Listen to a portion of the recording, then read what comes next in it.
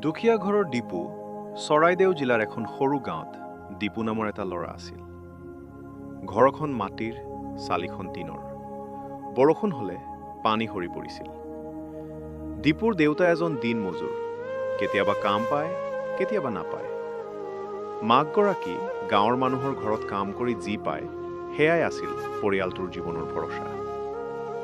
দীপুৱে প্ৰতিদিনে পুৱা স্কুললৈ যাবৰ আগতে পানী আনিছিল, গৰুটোক ঘাঁহ দিছিল।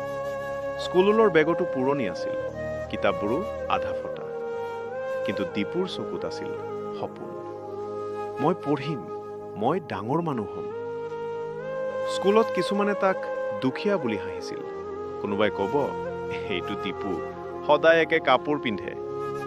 এইবোৰ কথা শুনিও দীপুৱে কেতিয়াও কান্দি নাথাকিল। সন্ধিয়াত মাটিৰ চাকি জ্বলাই কিতাপ খুলিলে সি সকলো দুখ পাহৰি গৈছিল। এবাৰ দেউতা বেমাৰত পৰিল। ঘৰত খাবলৈও নাছিল। মাকে ক'লে, দীপু, এইবাৰ হয়তো তোমাৰ স্কুল বন্ধ কৰিব লাগিব।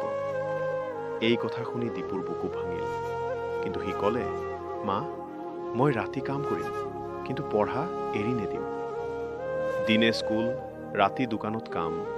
দীপুৰ চকুত টোপনি নাছিল, কিন্তু মনত হাৰ মানা নাছিল। বহু কষ্টৰ পিছত সি পৰীক্ষাত প্ৰথম হ'ল। শিক্ষকজনে তাক ক'লে, দীপু, তুমি গাঁৱৰ গৌৰৱ। সেইদিনা দীপুৰ মাকে আনন্দৰ চকুলো পেলাই ক'লে, দুখীয়া হ'লেও সপোন দুখীয়া নহয়।